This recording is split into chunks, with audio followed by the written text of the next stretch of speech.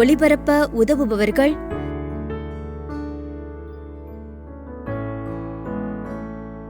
மனைவி தேவி, பிள்ளைகள் மற்றும் குடும்பத்தினர், Toronto, Canada. Anton Philip Chinnarasa இவரின் ஆன்ம இளைப்பாட்சிக்காக வேண்டி.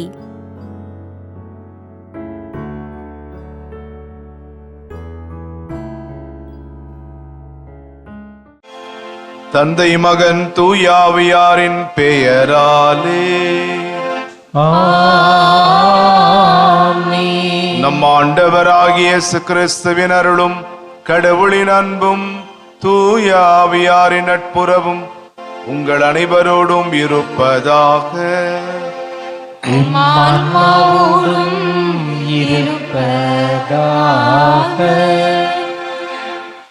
இல்லாமை, கல்லாமை, அறியாமை போன்ற தீமை செய்கிற ஆமைகளை விட மிகவும் மோசமான ஒரு ஆமை பொறாமை. பொறாமை ஒரு பெரிய பாவி என்றும் மனத்தின் அழுக்கு என்றும் சாக்ரட்டிஸ் என்கின்ற தத்துவ ஞானி ஆன்மாவில் ஏற்பட்ட புண் என்றும் அழைக்கிறார். பொறாமை நம்மை அழிக்கிற தன்மை உடையது. ஆனால் உண்மையான அன்புக்கு என்றும் பொறாமை இருக்காது.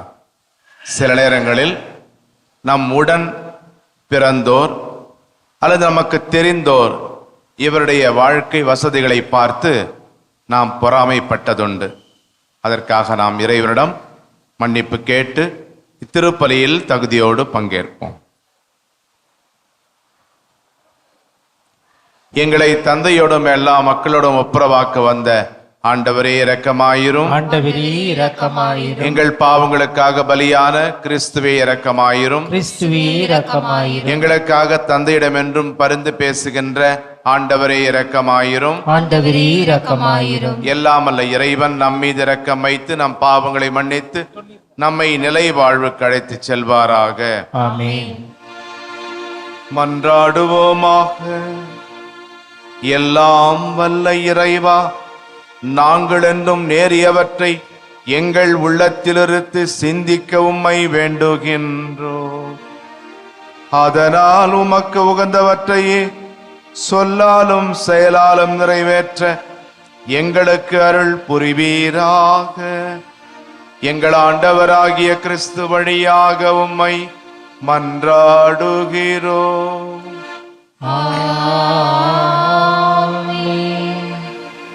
முதல் வாசகம். ஞானத்துக்கு அன்பர், ஆண்டவருக்கும் அன்பர். சீராக் ஞான நூலிலிருந்து வாசகம். பிரிவு 4. உயிருள்ள இறைவார்த்தைகள் 11 முதல் 19 முடிய. ஞானம் தன் மக்களை மேன்மைப்படுத்தும், தன்னை தேடுவோருக்கு துணை நிற்கும். ஞானத்திற்கு அன்பர், வாழ்விற்கும் அன்பர். அதனை வைகரிலேயே தேடுவோர் மகிழ்ச்சியால் நிரம்புவர். அதனை பற்றி கொள்வோர் மாட்சியை உரிமையாக்கிக் கொள்வர். அது செல்லும் இடமெல்லாம் ஆண்டவர் ஆசி வழங்குவார். அதற்கு பணி செய்வோர் தூய இறைவனுக்கே ஊழியம் புரிகின்றனர். ஞானத்துக்கு அன்பர், ஆண்டவருக்கும் அன்பர். ஞானத்துக்கு பணிவோர் மக்கள் இனங்களுக்கு தீர்ப்பு வழங்குவர். அதற்கு செவிசாய்ப்போர் பாதுகாப்பாய் வாழ்வர். ஞானத்தை நம்புவோர் அதனை உரிமையாக்கிக் கொள்வர். அவர்களுடைய வழி மரபினரும் அதனை உடைமையாக்கிக் கொள்வர். முதலில் அவர்களை அது கோணல் வழியில் அழைத்து செல்லும். அவர்களுக்கு அச்ச நடுக்கத்தை வருவிக்கும்.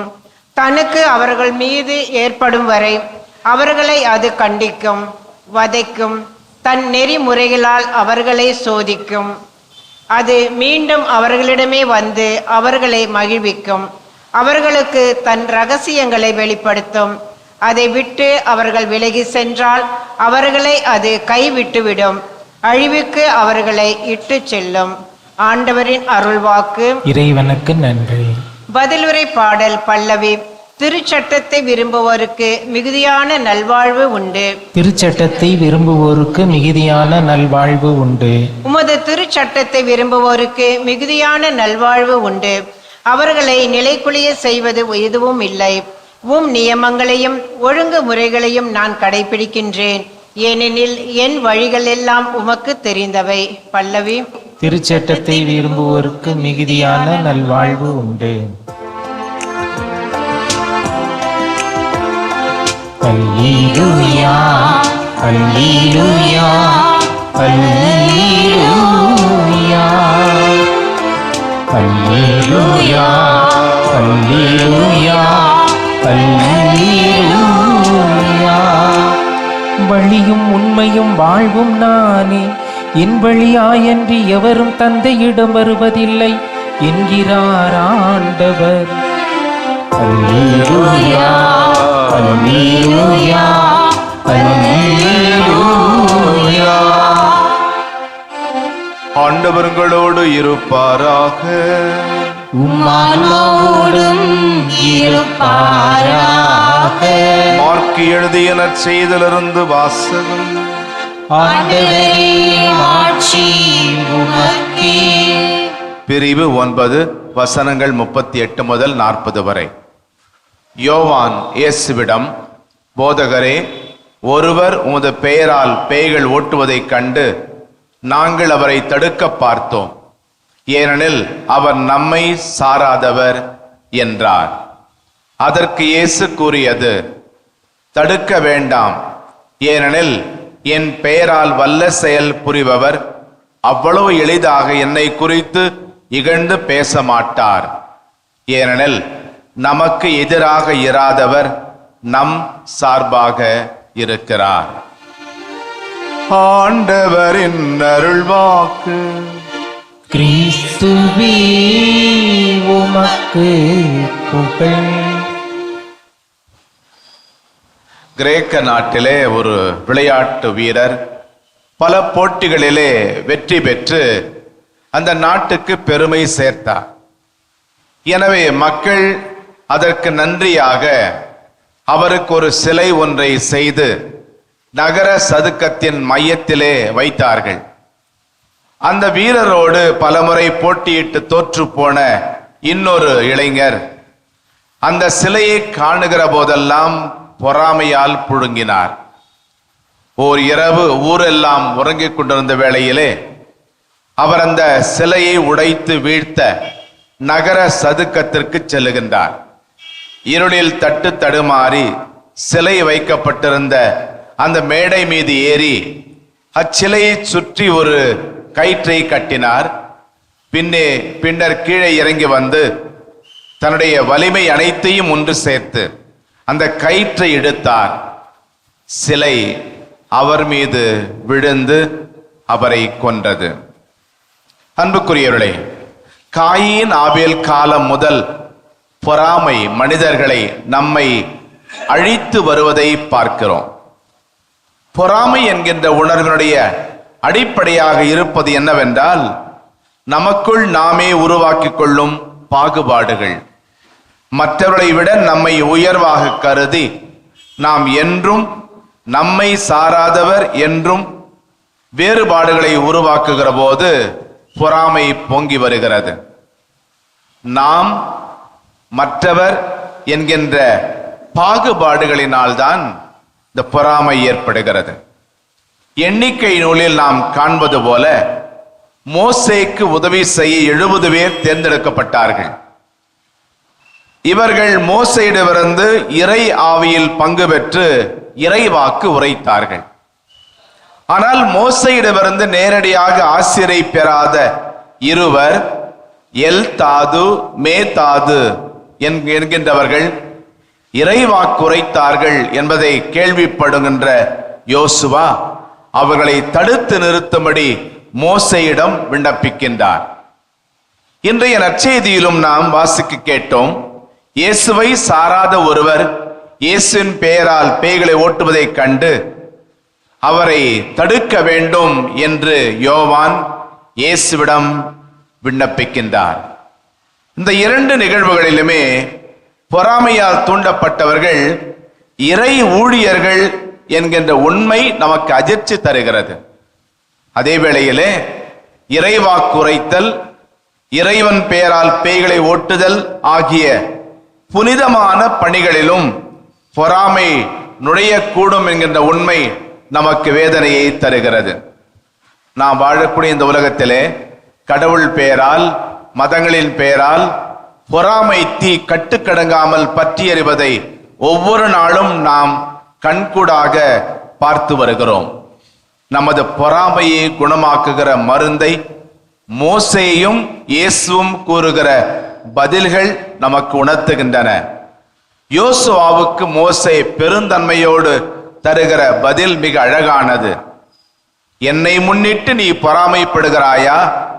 ஆண்டவரின் மக்கள் அனைவருமே இறைவாக்கினராகும்படி ஆண்டவர் அவர்களுக்கு தம் ஆவியை அளிப்பது எத்துணை சிறப்பு என்று கூறுகிறார். அதே போல யோவானிடம் இயேசு கூறுகிற பதிலும் பரந்த உள்ளத்தை வளர்த்து கொள்ள வேண்டும் என்கிற அழைப்பை நமக்கு தருகிறது. தடுக்க வேண்டாம், ஏனெனில் என் பெயரால் வல்ல செயல் புரிபவர் அவ்வளவு எளிதாக என்னை குறித்து இகழ்ந்து பேச மாட்டார் என்கிறார் இயேசு. அன்புக்குரியவர்களே, குறுகிய மனப்பான்மையை, பொறாமை குணத்தை நாம் முற்றிலுமாக அகற்ற வேண்டும். யாம் பெற்ற இன்பம் பெருக இவ்வையகம் என்கின்ற பரந்த மனம் நமக்கு வேண்டும். மாற்றான் தோட்டத்து மல்லிகையும் மணக்கும் என்கின்ற உண்மையை நாம் ஏற்றுக்கொள்ள வேண்டும். மதம், மொழி, இனம், சாதி ஆகியவற்றின் அடிப்படையிலே பொறாமையும் பிளவுகளும் வளர்த்து கொள்ளாமல் மனித நேயத்தை வளர்க்க வேண்டும். குறுகிய மனங்கள் விரியனும், மூடிய இதயங்கள் திறக்கணும், ஒற்றுமை உலகில் ஓங்கணும், ஒரு தாய் மக்களாய் வாழணும்.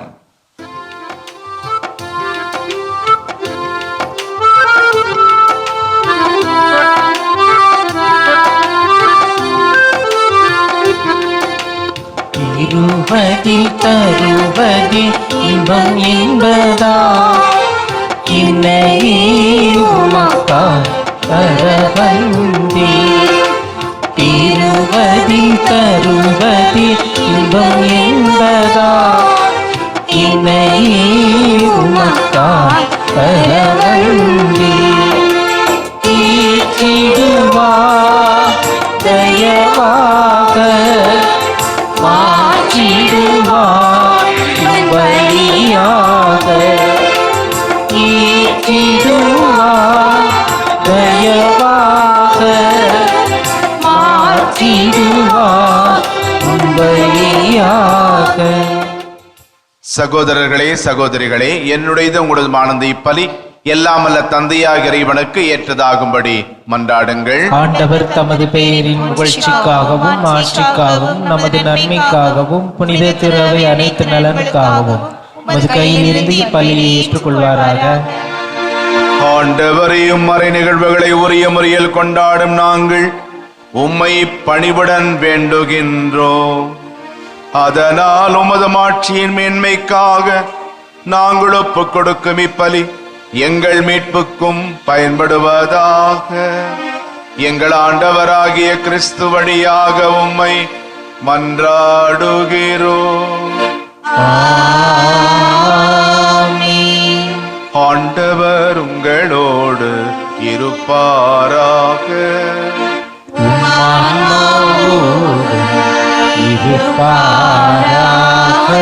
இதயங்களை மேலே எழுப்புங்கள். ஆண்டவரிடம் எழுப்பியுள்ளோம். நம் இறைவனாகிய ஆண்டவருக்கு நன்றி கூறுவோம். அது தகுதியும் நீதியுமானதே. ஆண்டவரே, தூயவரான தந்தையே, என்றும் உள்ள எல்லாம் அல்ல இறைவா, எங்கள் ஆண்டவராகிய கிறிஸ்து வழியாக எந்நாளும் இவ்விடத்திலும் நாங்கள் உமக்கு நன்றி செலுத்துவது மெய்யாகவே தகுதியும் நீதியுமாகும். எங்கள் கடமையும் மீட்புக்குரிய செயலுமாகும். கிறிஸ்துவின் இறப்பினை நாங்கள் அன்போடு கொண்டாடுகிறோம். உயிர்ப்பினை உயிராற்றல நம்பிக்கையோடு அறிக்கிடுகின்றோம். மாட்சியுடன் அவர் மீண்டும் வருவார் என உறுதியோடு எதிர்நோக்குகின்றோம். ஆகவே புனிதர் வானதூதர் அனைவரோடும் சேர்ந்து நாங்கள் உம்மை புகழேத்தி முடிவின்றி போற்றுவதாவது: தூயவர் தூயவர் தூயவர், வான்படைகளின் கடவுளாம் ஆண்டவர். விண்ணகமும் மண்ணகமும் உமது மாட்சியால் நிறைந்துள்ளன. உன்னதங்களிலே ஓசன்னா. ஆண்டவர் பெயரால் வருகிறவர் ஆசி பெற்றவர். உன்னதங்களிலே ஓசன்னா. ஆண்டவரை நிர்மையாகவே தூயவர், தூய்மை அனைத்துக்கும் ஊற்று. ஆகவே உம்முடைய ஆவியை பொழிந்து இக்காணிக்கைகளை தூய்மைப்படுத்த வேண்டுகிறோம். இவ்வாறு எங்கள் ஆண்டவர் இயேசு கிறிஸ்துவின் உடலும் இரத்தமுமாக எங்களுக்கு இவை மாறுபடவாக. அவர் பாடுபட உளம் கனிந்து தம்மை கையளித்த போது அப்பத்தை எடுத்து நன்றி செலுத்தி அதை பிட்டு தம் சீடர்களுக்கு அளித்து இயேசு கூறியதாவது: அனைவரும் இதிலிருந்து பெற்று உண்ணுங்கள், ஏனெனில் இது உங்களுக்காக கையளிக்கப்படும் என் உடல்.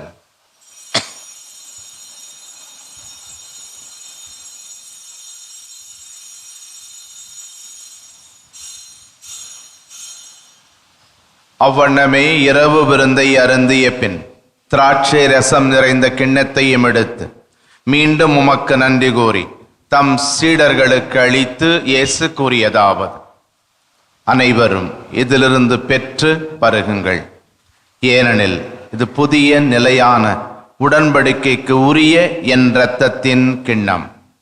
இது பாவ மன்னிப்புக்கென்று உங்களுக்காகவும் பலருக்காகவும் சிந்தப்படும். இதை என் நினைவாக செய்யுங்கள்.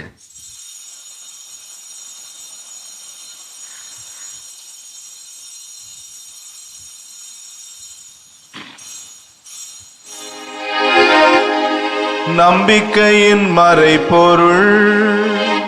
ஆண்டவரே, நீர் வருமளவும் உமது இறப்பினை அறிக்கையிடுகின்றோம், உமது உயிர்ப்பினையும் எடுத்துரைக்கின்றோம். ஆகவே ஆண்டவரே, நாங்கள் கிறிஸ்துவின் இறப்பினையும் உயிர்ப்பினையும் நினைவு கூர்ந்து வாழ்வு தரும் அப்பத்தையும் மீட்பளிக்கும் கிண்ணத்தையும் உமக்கு ஒப்புக் கொடுக்கின்றோம். உம் திருமுன் நின்று உமக்கு ஊழியம் புரிய தகுந்தவர்கள் என எங்களை ஏற்றுக்கொண்டீர். எனவே உமக்கு நன்றி செலுத்துகின்றோம். மேலும் கிறிஸ்துவின் உடலிலும் இரத்தத்திலும் பங்கு கொள்ளும் எங்களை தூய ஆவியார் ஒன்று சேர்க்க வேண்டுமென உம்மை தாழ்மையுடன் மன்றாடுகிறோம். ஆண்டவரே, உலகெங்கும் பரவியிருக்கும் ஒரு திரு அவையை நினைவு கூர்ந்தருளும்.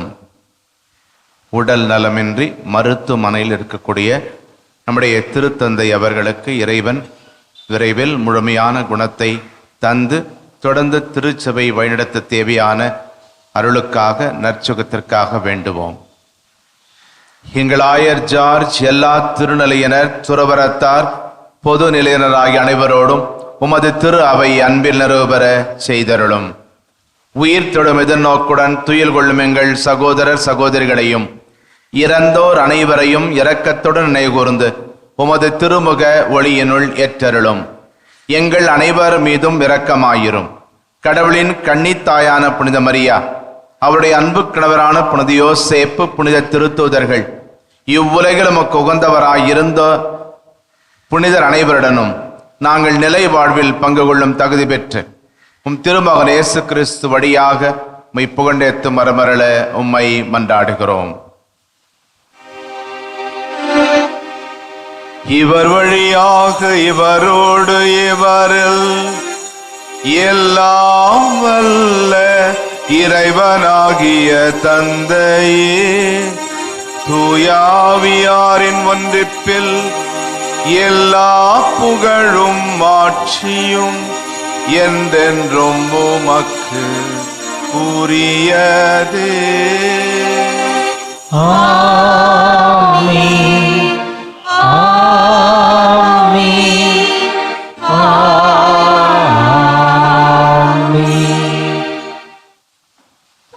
மீட்பரின் கட்டளையால் கற்பிக்கப்பட்டு இறை படிப்பினையால் பயிற்சி பெற்ற நாம் துணிந்து ஜெபிப்போம். விண்ணுலகில் இருக்கின்ற எங்கள் தந்தையே, உமது பெயர் தூயது என போற்றப் பெறுக. உமது ஆட்சி வருக. உமது திருவுளம் விண்ணுலகில் நிறைவேறுவது போல மண்ணுலகிலும் நிறைவேறுக. எங்கள் அன்றாட உணவை இன்று எங்களுக்கு தாரும். எங்களுக்கு எதிராக குற்றம் செய்வோரை நாங்கள் மன்னிப்பது போல எங்கள் குற்றங்களை மன்னியும். எங்களை சோதனைக்கு உட்படுத்தாதேயும், தீமையிலிருந்து எங்களை விடுவித்தருளும்.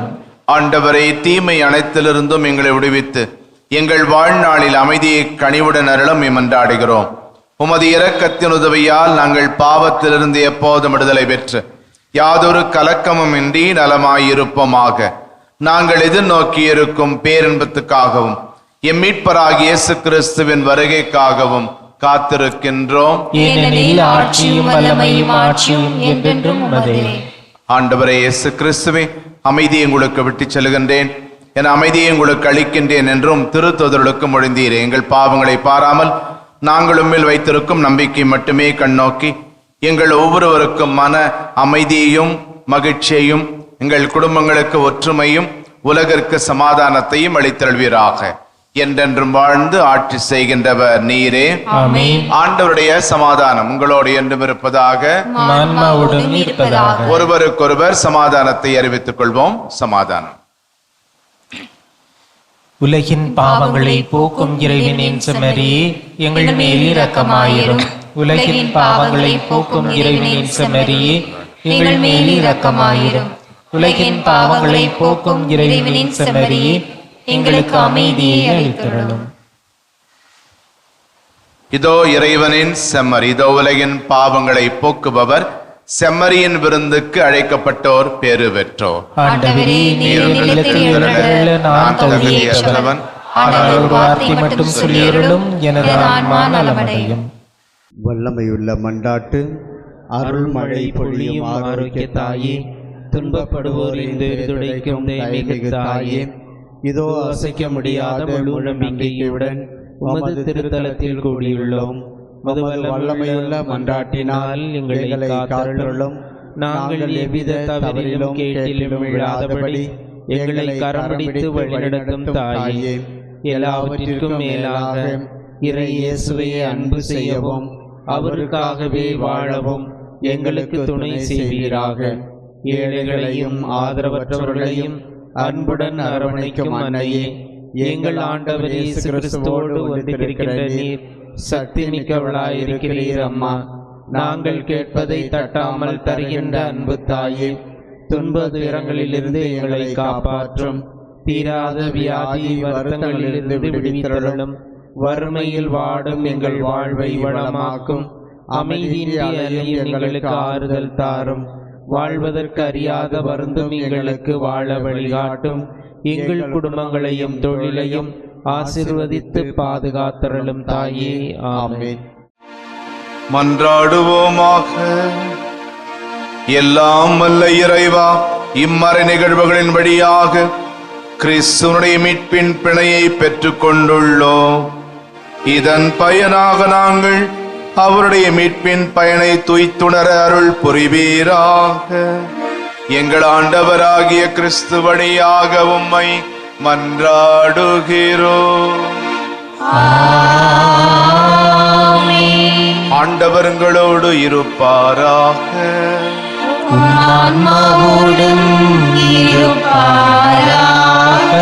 எல்லாம் வல்ல இறைவன் தந்தை மகன் தூயாவியார் உங்களுக்கு ஆசை வழங்குவாராக. கிறிஸ்துவின் அன்பில் சென்று வாழுங்கள். இறைவனுக்கு நன்றி.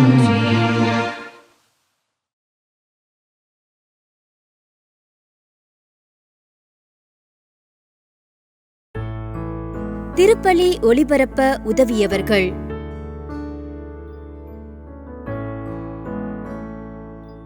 மனைவி தேவி, பிள்ளைகள் மற்றும் குடும்பத்தினர், டொரண்டோ, கனடா.